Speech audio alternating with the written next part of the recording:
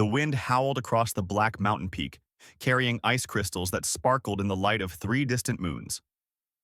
Velmakir spread his massive wings one final time, feeling the thin air slip through his wing membranes. His scales, once bright as burning coals, had faded to the color of ash. He was old, so very old, 15,000 years. He had lived through the rise and fall of civilizations. He had watched stars be born and die. He had accumulated wisdom that filled entire libraries. And now, he was tired. The dragon lowered himself onto the ceremonial stones of Mount Karsha. This was where his kind came to die. Not from sickness or injury, but by choice. When a dragon decided their time was done, they came here, lay down, and simply stopped living. It was considered the highest honor, the proper way. Velmakir closed his ancient eyes. Around him, the sacred mountain stood silent. Below, far below, his civilization continued its slow, cold existence. The Dracath Empire stretched across 47 star systems. His people lived forever, unless they chose otherwise. They could move objects with their minds. They had unlocked the secrets of space and time. But something was wrong. Velmakir had felt it for centuries. His people had stopped growing, stopped creating, stopped caring. They went through the motions of life without truly living. No new dragons had been born in 800 years.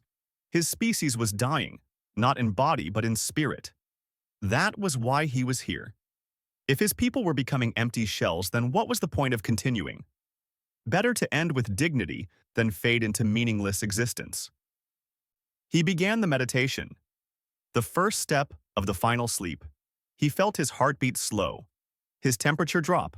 Soon, he would disconnect from his life force and drift away into eternal darkness. Far above the mountain, a human salvage ship moved through the asteroid field.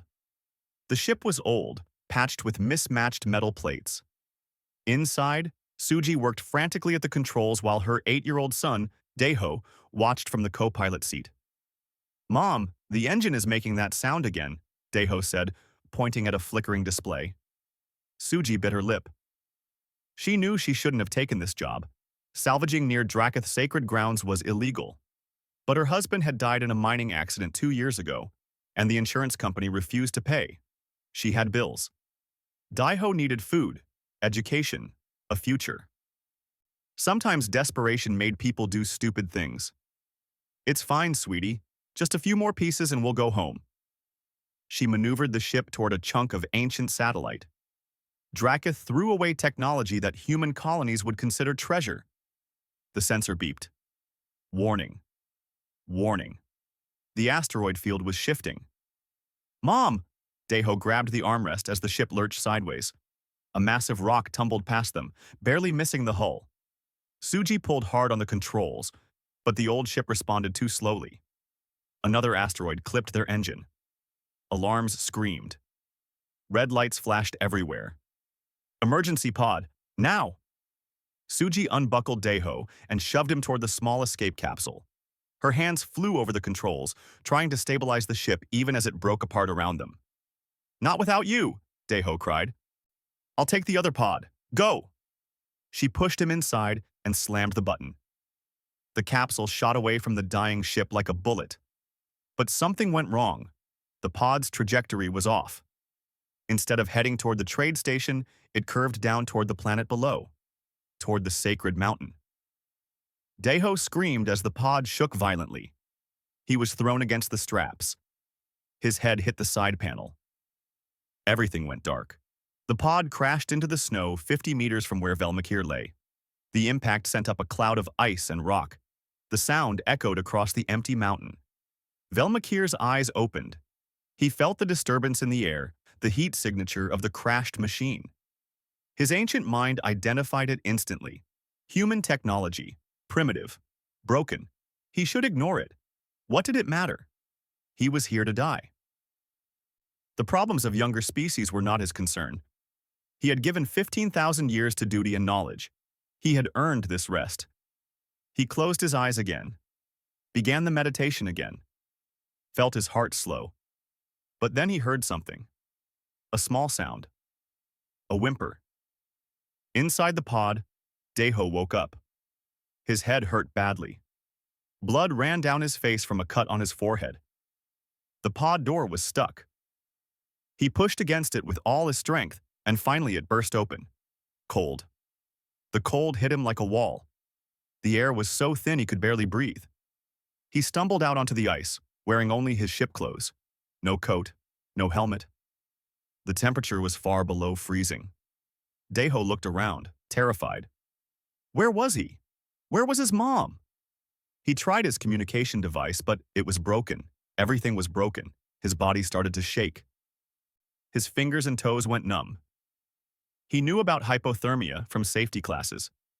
He knew he was dying. Through blurring vision, he saw something massive nearby.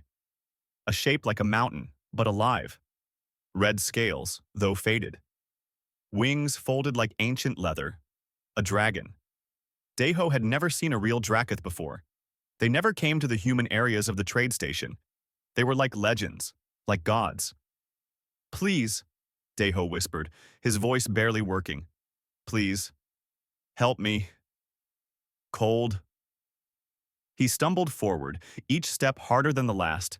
His body wanted to lie down, to sleep in the snow.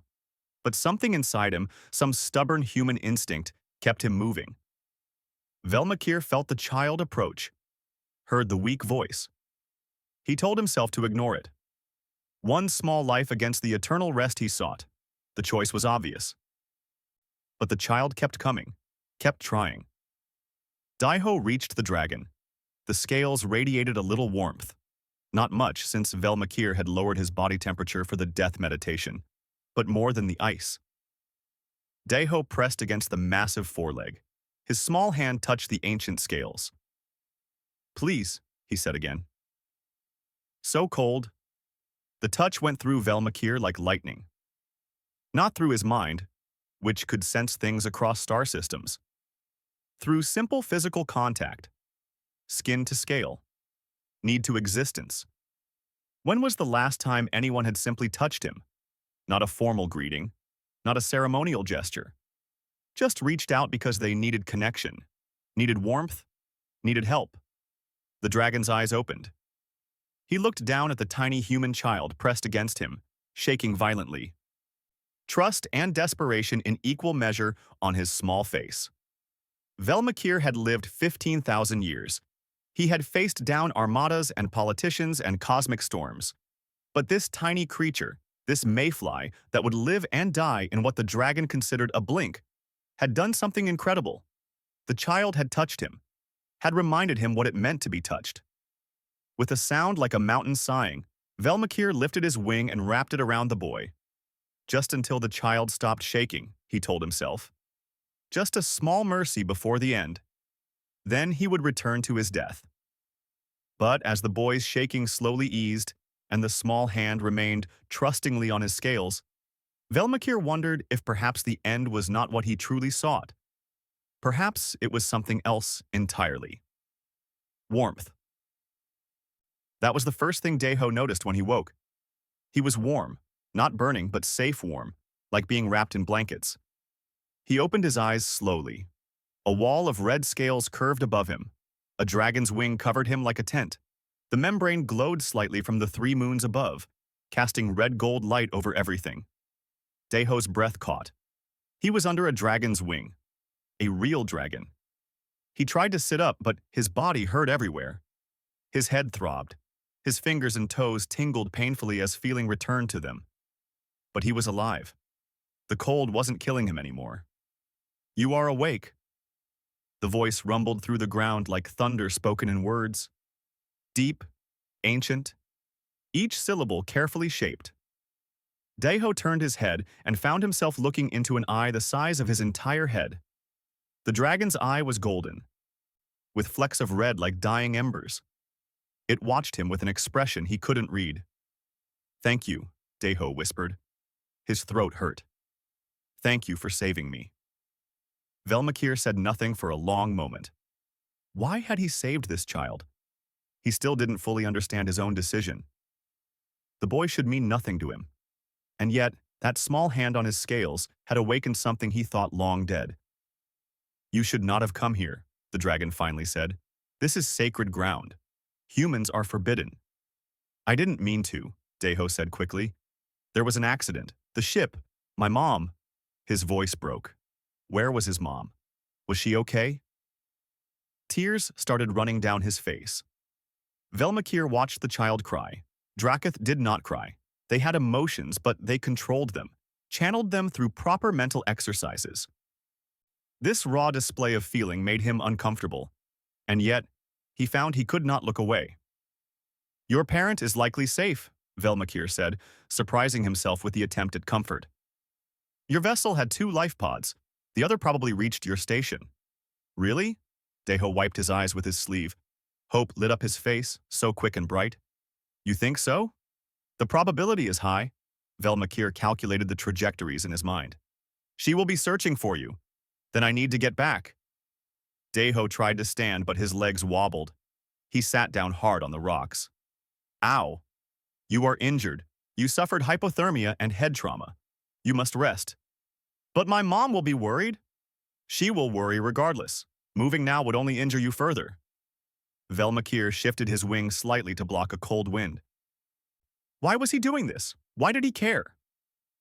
Deho pulled his knees to his chest. The boy was quiet for a while, just shaking a little.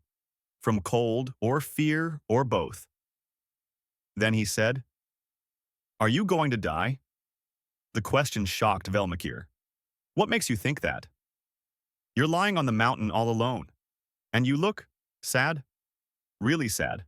Like my mom looked when Dad died." Deho's voice was small but certain. Out of the mouths of children, Velmakir thought. This small human could see what his entire civilization refused to acknowledge. "Yes," Velmakir said. He didn't know why he answered honestly. "I came here to die." "Why?" Such a simple question. Such an impossible answer. "Because I am old.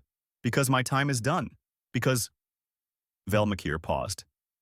"Because I no longer see the purpose in continuing." Deho tilted his head, thinking hard. "But don't you have things you still want to do?" "I have done everything worth doing over 15,000 years. 15,000? Deho's eyes went huge. "Wow, you're really, really old." Despite himself, Velmakir felt something like amusement.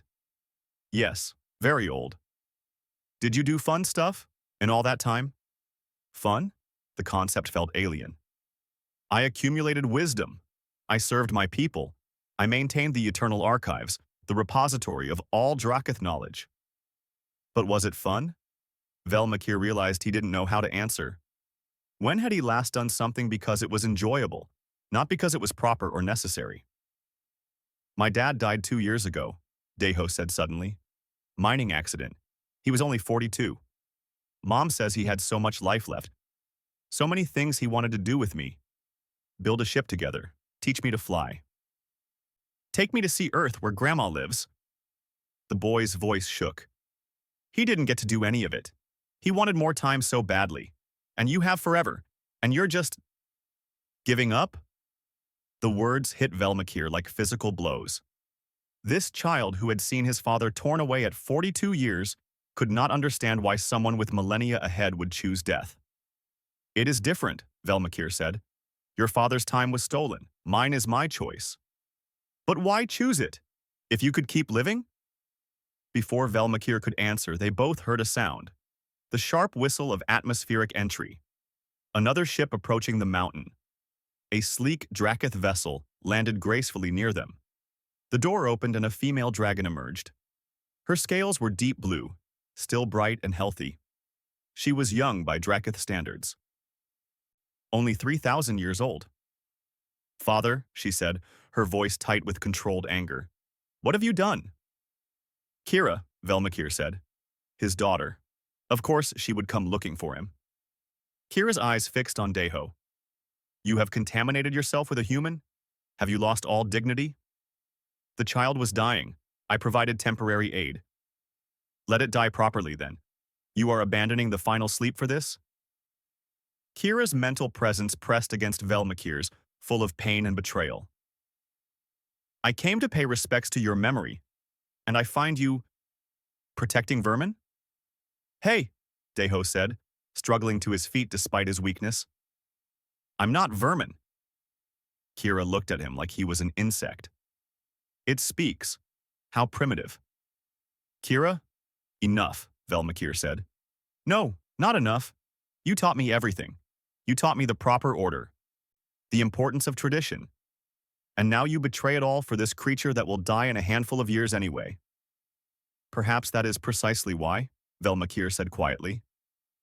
The words surprised even him. Perhaps those with little time value it more than those with eternity. Kira stepped back as if struck. You're mad. Grief has made you mad. Or perhaps sane for the first time in millennia. They stared at each other. Daughter and father. Between them, Deho shivered in the cold, confused and frightened by the tension he could feel, even without understanding all the words.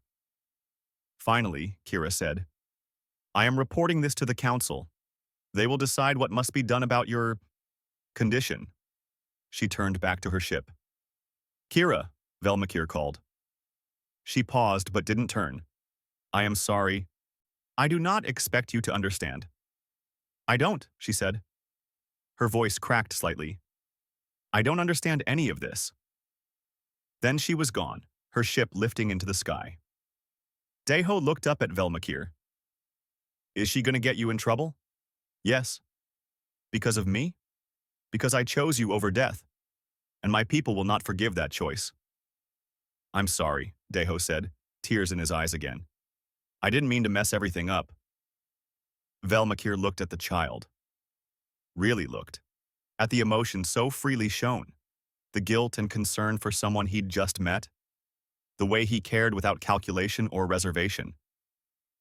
You have not messed anything up, Velmakir said. He realized it was true. You have simply reminded me of what I had forgotten. Now come. We must get you home before more complications arise. You're really going to take me back? Even though you'll get in trouble? Yes. Why? Velmakir carefully lifted the boy in one massive claw, gentle as holding an egg. As he spread his wings to fly, he looked at the small human who had changed everything with a single touch. Because, he said, you showed me that perhaps I am not yet done living after all. And with that, the ancient dragon who had come to die carried the human child down from the mountain toward whatever consequences awaited them both. Flying in a dragon's claw was nothing like Deho had imagined. He'd dreamed of riding on a dragon's back, holding onto spikes, the wind in his face. Instead, he was curled in Velmakir's grip, protected but unable to see much. The dragon's claws formed a cage of scales and bone around him. Can I look out? Deho called up. His voice was tiny against the rush of wind. Velmakir adjusted his grip, opening his claws slightly so the boy could see through the gaps. Below them, the mountains stretched endlessly. Above, stars burned cold and bright. 3 moons hung in the purple-black sky. Wow, Deho breathed. It's beautiful. Velmakir had flown this route thousands of times. He had never considered it beautiful. It simply was. But seeing the boy's face, full of wonder, he tried to look at it through fresh eyes. Perhaps it was beautiful. Are you tired? Deho asked after a while. From carrying me? I have carried far heavier things than one small human. My mom says I'm getting big. She says I eat more than her now. You are adequately sized for your developmental stage. Deho giggled. That's a funny way to say I'm normal. Funny? Yeah. You talk really formal, like a teacher. I am a teacher. Or was. I taught at the Eternal Archives. What's that? A repository of all Dracoth knowledge. History, science, philosophy, art.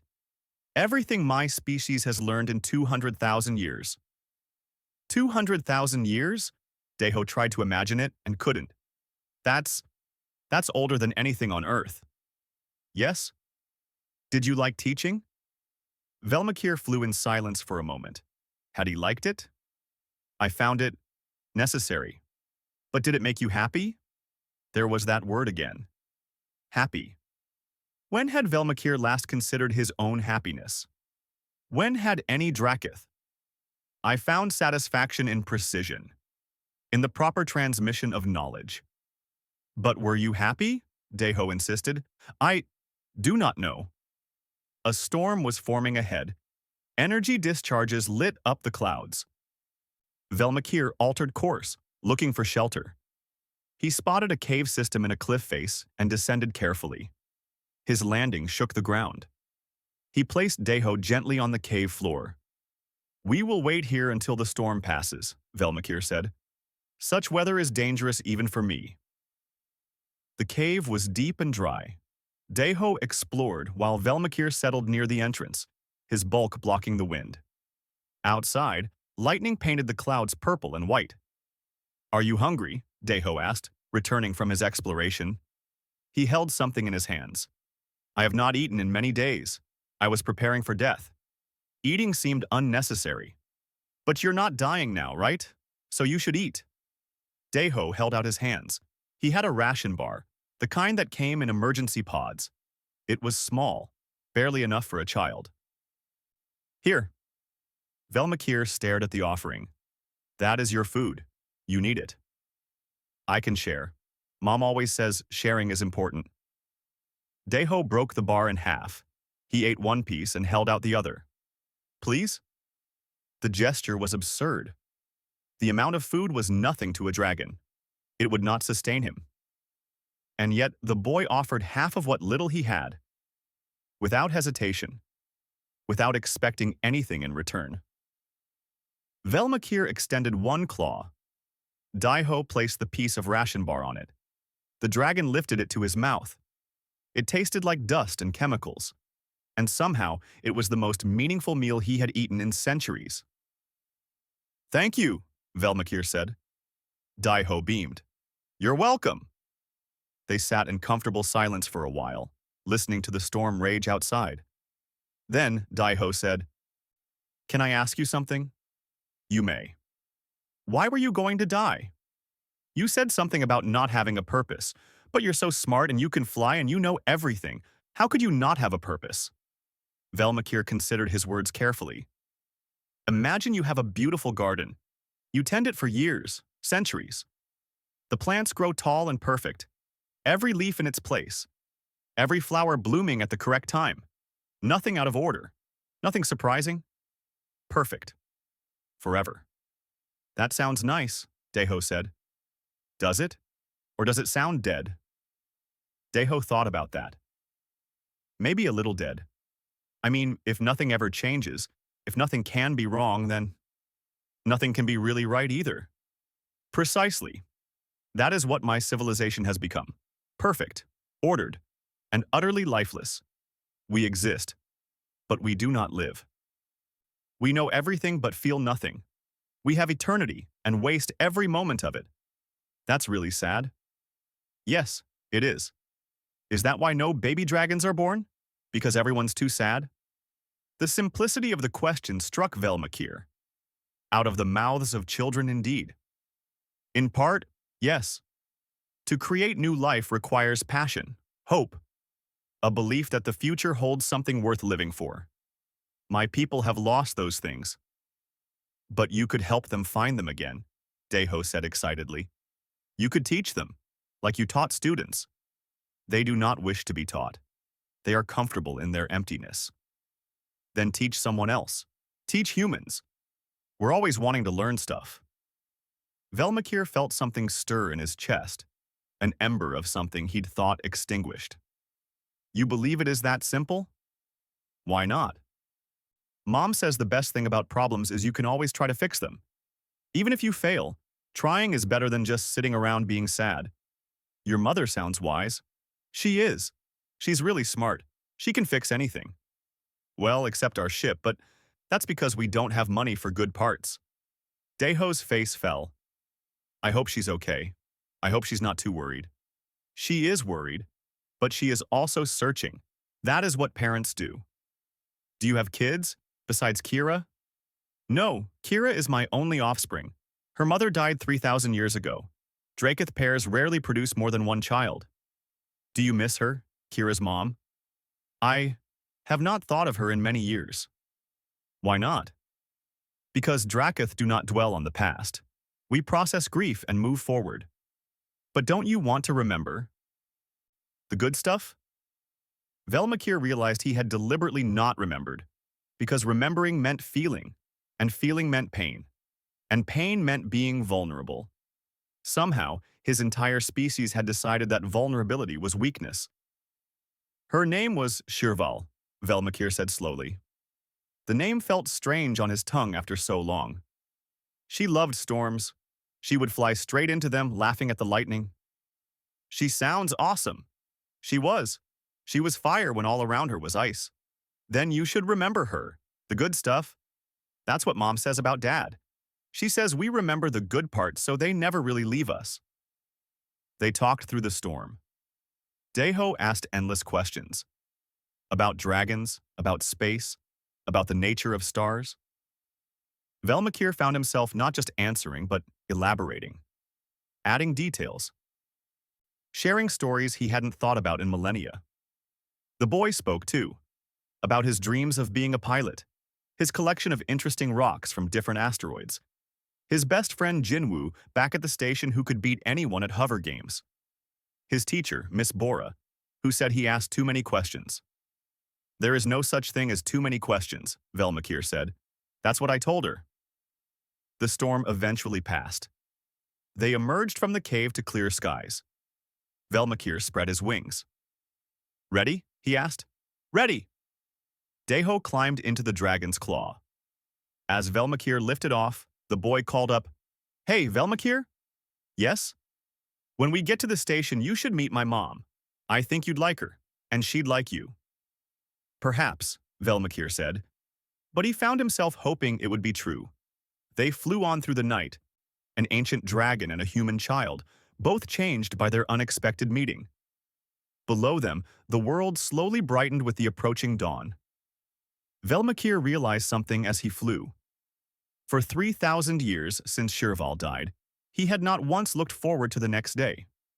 He had existed, moment by moment, without anticipation or hope. But now, he found himself curious.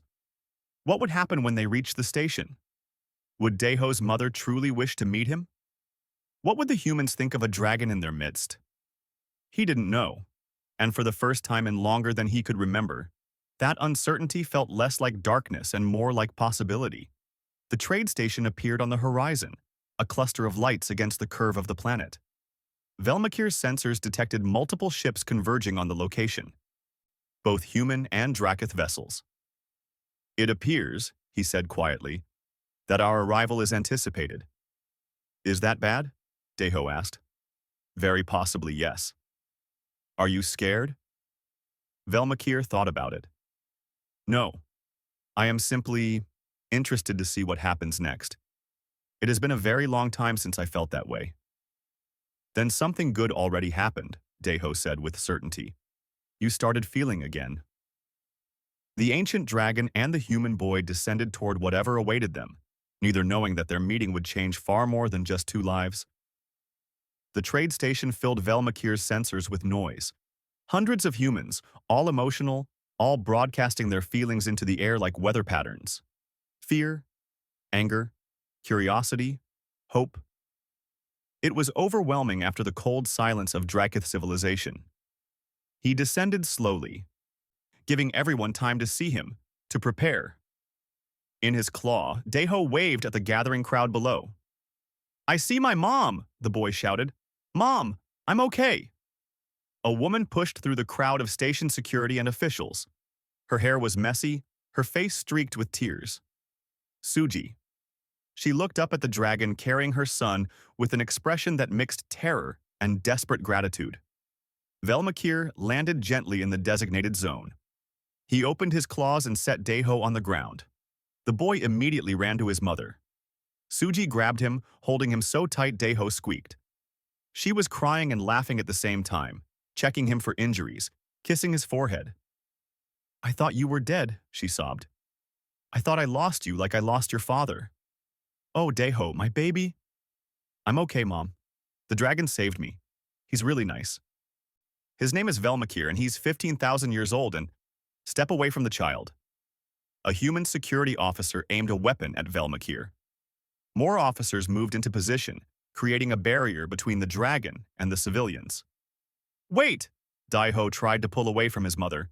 He didn't hurt me. He saved me. But more dragons were arriving now. 3 sleek Drakith vessels landed around Velmakir. Armed warriors emerged, their scales gleaming with battle armor. Leading them was Kyra, her face cold and formal. The criminal Velmakir will submit to council authority, she announced, her voice amplified. He has violated sacred law and will face judgment. Criminal? A human man pushed forward. He wore a captain's uniform. Minho, the station commander. This dragon brought the boy back safely. He's a hero, not a criminal. You do not understand our laws, human, Kira said dismissively. This does not concern you. Doesn't concern us. He landed on our station. The boy is human. It concerns us plenty. The tension ratcheted higher. Weapons on both sides powered up. The crowd murmured nervously. Daiho clutched his mother's hand, watching everything with wide eyes. Velmakir stood calmly at the center of it all. I will not resist, he said. His voice carried across the station without amplification. If the council wishes to judge me, I will answer their judgment. Don't let them take him, Daiho cried. Mom, tell them. Suji looked at the massive dragon who had saved her son. She was terrified of him. Everything about him screamed danger. And yet, Daiho was alive, unhurt. Actually, he seemed happier than she'd seen him in months. What do you want to happen? She asked her son quietly. I want them to leave him alone. He's good, Mom. He's really good. Suji took a deep breath. Then she stepped forward. Captain Minho, I request formal mediation. My son was saved by this person. We owe him. If there are charges, both species should be represented. Minho looked surprised, then thoughtful. That's actually not a bad idea. A joint hearing. Let both sides present their case. Unacceptable, Kira said. Drakith law operates in Drakith space, Minho interrupted. He's in human territory now. Joint hearing or we refuse to release him to your custody. The standoff held. Weapons remained powered. Finally, Kira's communication device chimed. She listened to whatever message came through. Her expression tightened, but she nodded. The council agrees. A formal inquiry will be held on the diplomatic vessel Serenity. Both species will present arguments. But understand this, humans. The outcome is already decided. Velmakir abandoned the final sleep. That crime cannot be forgiven. 4 hours later, everyone gathered in the diplomatic vessel's hearing chamber. The room was designed for both species. High ceilings for dragons, reinforced floors, separate atmospheric controls. Velmakir stood in the center, deliberately not restrained. The council had that much respect for his former position at least. 5 Drakith counselors sat on one side, including Kira. On the other side, Captain Minho represented humanity, along with Suji and 2 station officials. Daiho sat with his mother, swinging his legs nervously. The eldest counselor, a pale green dragon named Torval, spoke first. Velmakir, former High Scholar of the Eternal Archives, you stand accused of abandoning the final sleep, contaminating yourself with an inferior species, and bringing dishonor to all Drakith. How do you answer? I do not dispute the facts, Velmakir said. I abandoned the death meditation. I saved a human child. I returned him to his people. These things are true. Then you admit guilt. I admit actions. Guilt requires wrongdoing. I committed no wrong. The counselors reacted with anger. Kira's scales flared with heat. Father, please, do not make this worse. Show remorse. Ask forgiveness. Perhaps they will allow you to complete the final sleep with honor. I do not want their forgiveness. I want them to understand what I learned on that mountain. What you learned? Torval's voice dripped with contempt. You, who have studied for 15 millennia, learned something from 3 days with a child. Yes. Explain then. Before we pass judgment, explain what wisdom this mayfly creature provided that all of Dracoth civilization could not. Velmakir looked at Deho. The boy gave him a small, encouraging wave. I learned that existence is not the same as life, Velmakir said. For thousands of years I accumulated knowledge. I performed duties. I followed protocols. I existed. But I did not live. Philosophical nonsense, another counselor said. Is it? When did you last feel joy? True, uncalculated joy? When did you last create something not for purpose but for beauty? When did you last connect with another being not through mental link but through simple presence? We are beyond such primitive needs, Torvald said. Are we? Or have we simply grown afraid of them? Velmakir's voice grew stronger. That human child has a lifespan of perhaps 100 years. A blink.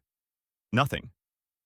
Yet in those few years, he will feel more, experience more, live more than we do in our eternities. He will love and lose and hope and fear and dream. He will be alive, truly alive in a way we have forgotten. He will also die, Kira said bitterly. He will age and sicken and end. Is that what you want? To be like them? I want to feel again. I want to care about tomorrow. I want to look at a storm and think it beautiful, not simply categorize its properties. Yes, humans die. But perhaps that is why they live so intensely. They know their time is limited, so they make it matter. Suji stood up. May I speak? Torvald looked annoyed, but nodded. I don't understand most of what's being said here, Suji admitted. I'm just a ship mechanic. But I know my son. And I know he came back different, happier. He talked about this dragon the whole time, about the things they discussed, the stories he heard. Deho hasn't talked that much since his father died. A child's feelings are irrelevant, Torvald said. They're irrelevant to you. They're everything to us. Suji's voice shook, but she kept going. You call us inferior. Maybe we are. We don't live forever. We can't move things with our minds. We don't have perfect knowledge. But we care. We love. We connect. And maybe that's not inferior. Maybe it's just different. Deho stood up too. Can I talk? This is highly irregular, Torvald said. Let the child speak, Velmakir said. If you are judging me for choosing him over death, should you not hear why? Torvald waved a claw dismissively. Briefly. Deho walked to the center of the room and stood next to Velmakir. The difference in size was comical. The dragon's foreleg was bigger than the boy's entire body. Velmakir told me he was going to die because he didn't have reasons to live, Deho said. His voice was small but clear. But I think he just forgot how to find them. He was so busy being proper and knowing stuff that he forgot to just be. When we talked, he started remembering things. Happy things.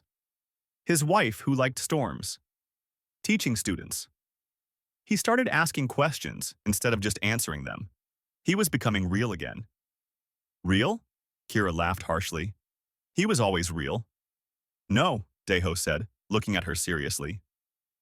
He was like a robot, going through motions. You're all like that.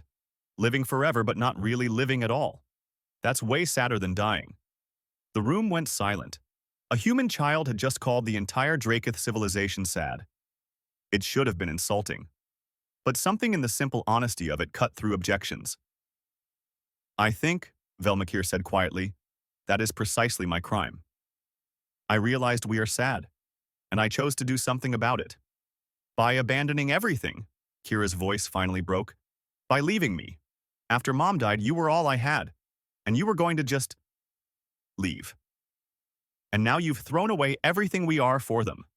No, Velmakir said gently. Not for them. For myself. For the chance to remember what it means to feel. I am sorry, Kira. But living without feeling is just dying slowly.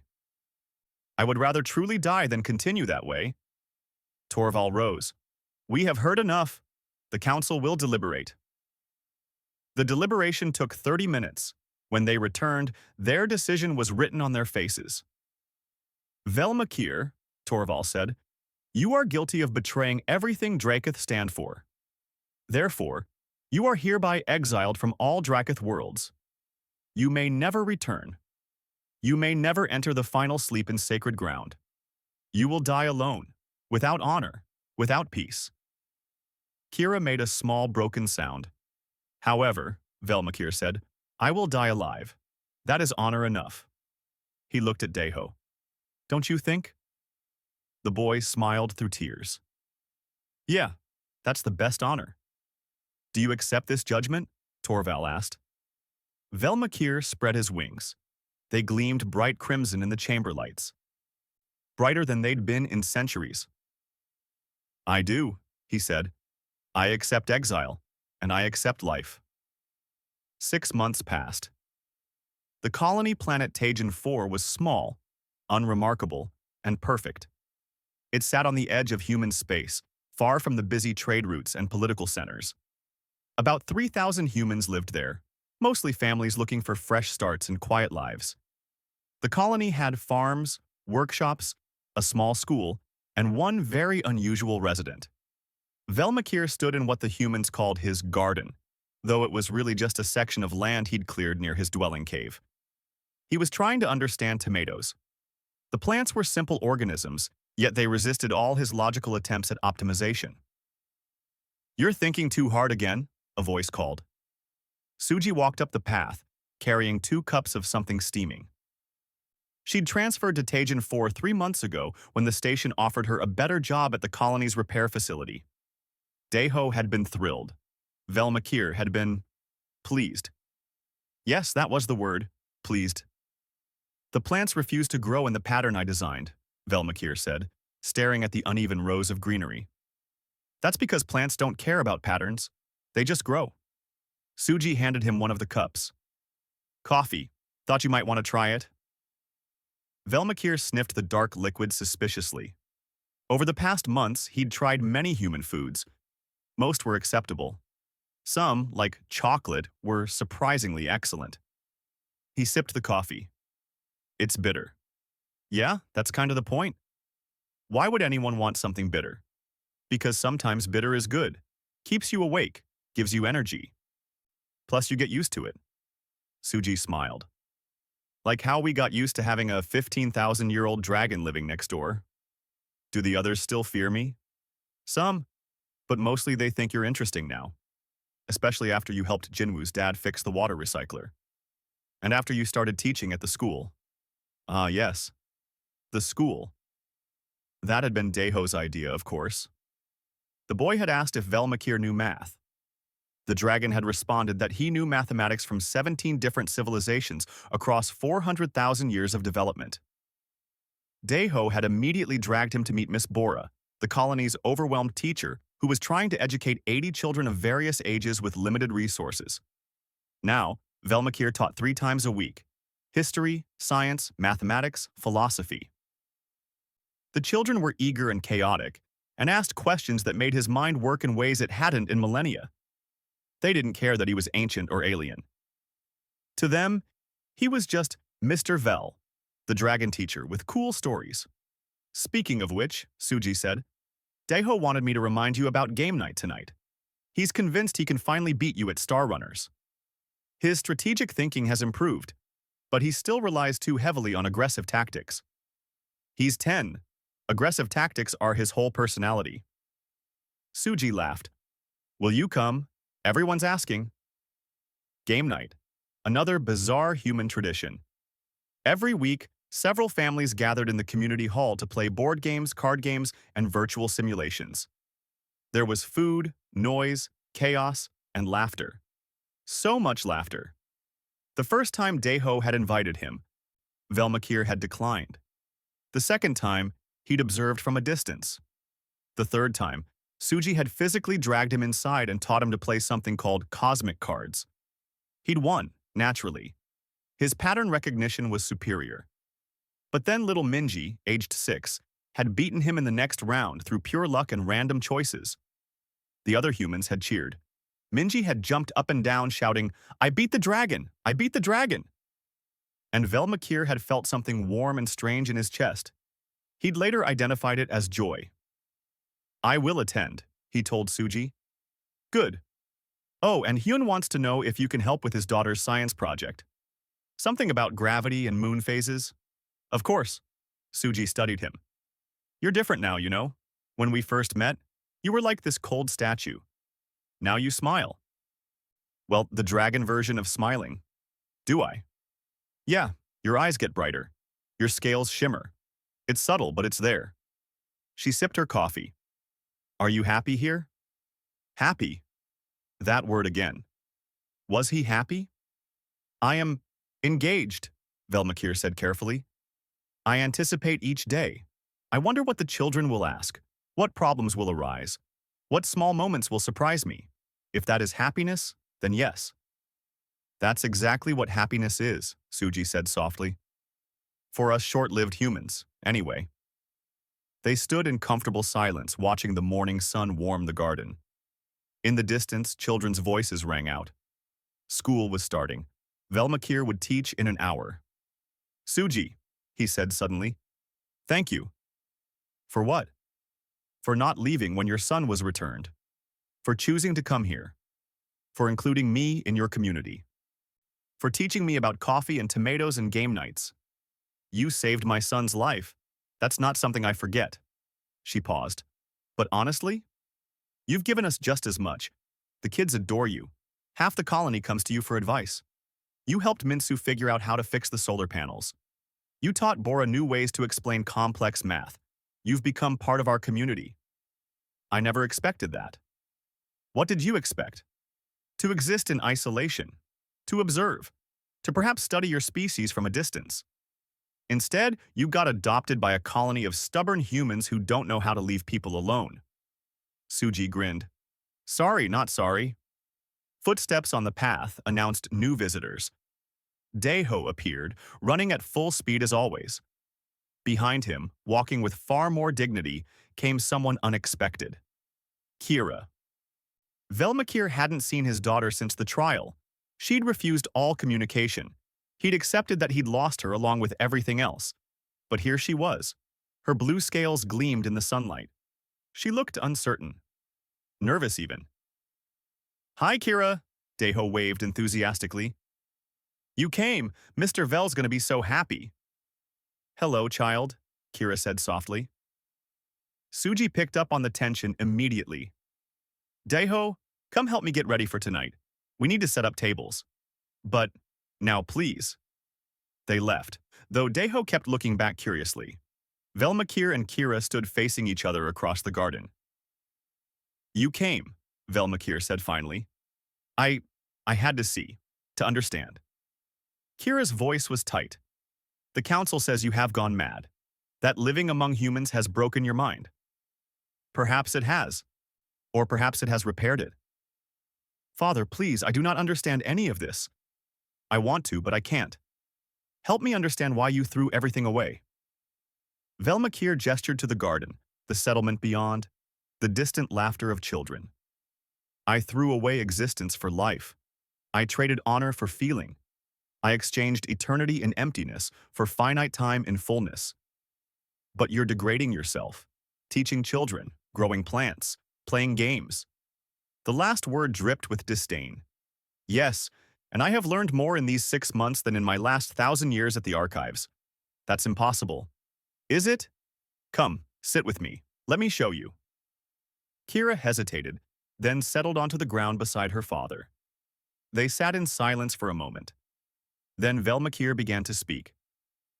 He told her about the first time a child asked him why stars shine, and instead of giving the technical answer, he described the beauty of fusion fire. About the satisfaction of watching his tomato plants finally bear fruit after weeks of care. About beating Hyun at Star Runners and then deliberately losing to Minji because her joy was worth more than victory. He told her about the evening Suji had cried in his presence, missing her dead husband, and how he'd simply sat with her in silence. How that simple presence had meant something. How it had made him feel necessary in a way no amount of archived knowledge ever had. I am needed here, Velmakir said. Not for what I know, but for who I am. The children do not care about my 15,000 years of study. They care that I listen to their ideas and take them seriously. Suji does not value my strategic planning. She values that I remember her coffee preference. These small things, Kira, these tiny, insignificant moments, they add up to something magnificent. But you are alone, Kira said. No other Dracath, no proper meditation, no connection to our network of minds. I am not alone. I am surrounded by connection. It is different from what we had, yes, but it is real. He looked at his daughter. I was more alone in the council chambers, surrounded by our people, than I am here among these humans who will live and die in the blink of my existence. Kira was quiet for a long time.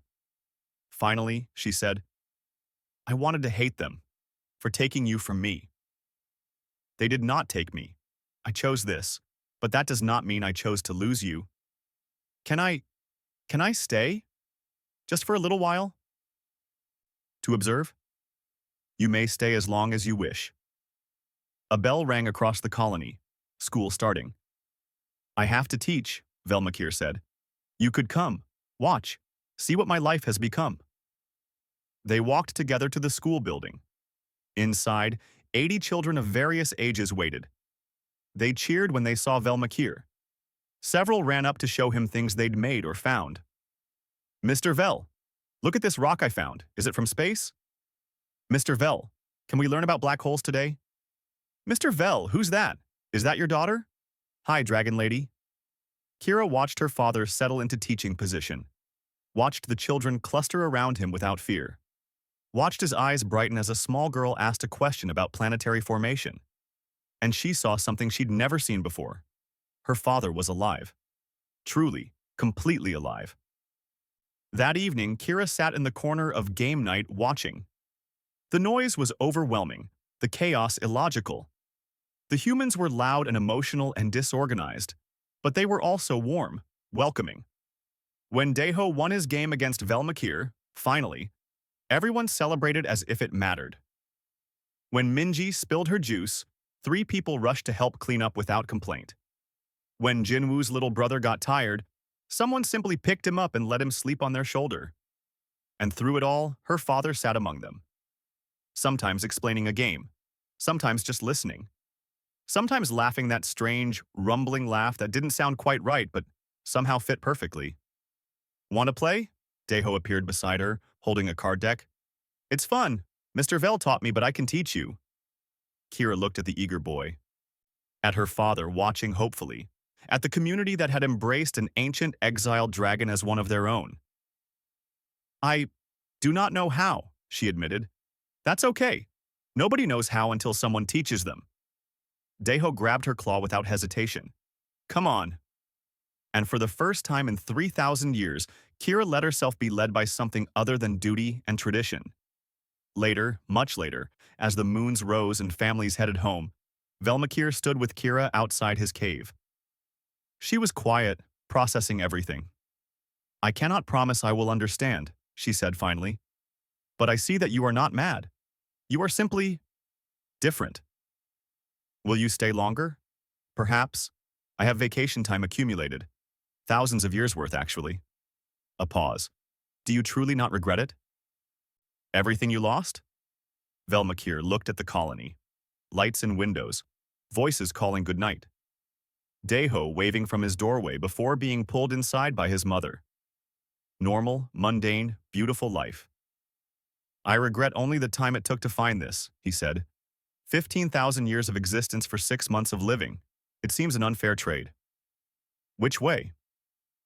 That I did not find it sooner.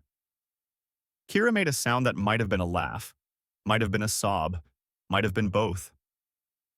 Father, she said softly, teach me.